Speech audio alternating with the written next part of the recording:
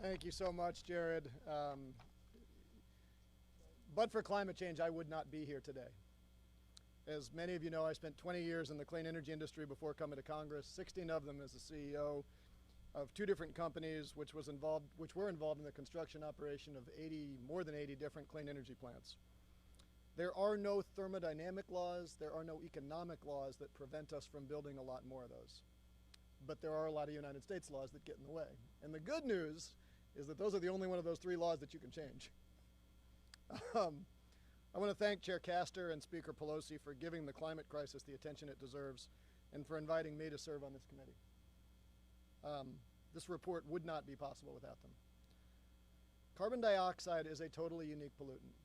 It's the only one that costs you money to produce. You have to buy the fuel before you burn it. That means that reducing the amount of fuel it takes to provide us with our modern lifestyle will save us money and reduce pollution. Now, there's of course a role for new technology as well, but we have a massive opportunity to deploy existing technologies and at least double the efficiency with which we turn $1 of fuel into a lot of dollars of economic activity. Now, I don't say this out of some naivete. As much as I care about climate, most of my customers, most of my investors did not. They cared about earning a return on their investment.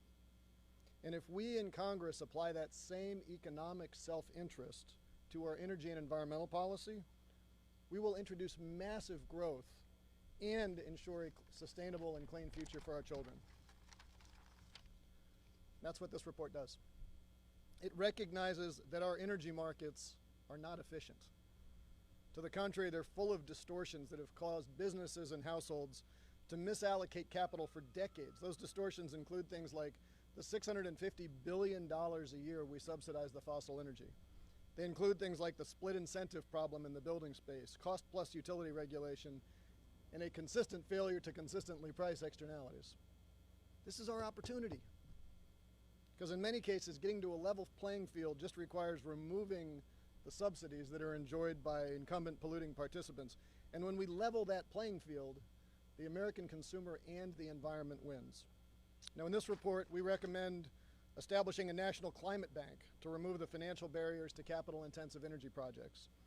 We recommend requiring publicly traded companies to disclose their climate-related exposure so that reward-seeking capital can better understand the risks they're taking on. Stripping oil and gas companies of market-distorting tax breaks, putting a price on carbon.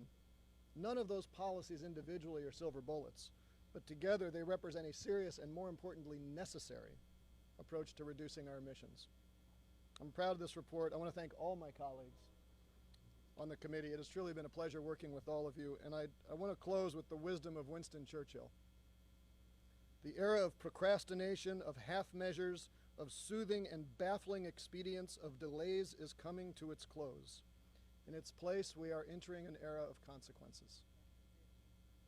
We all know what we have to do. Let's get to work.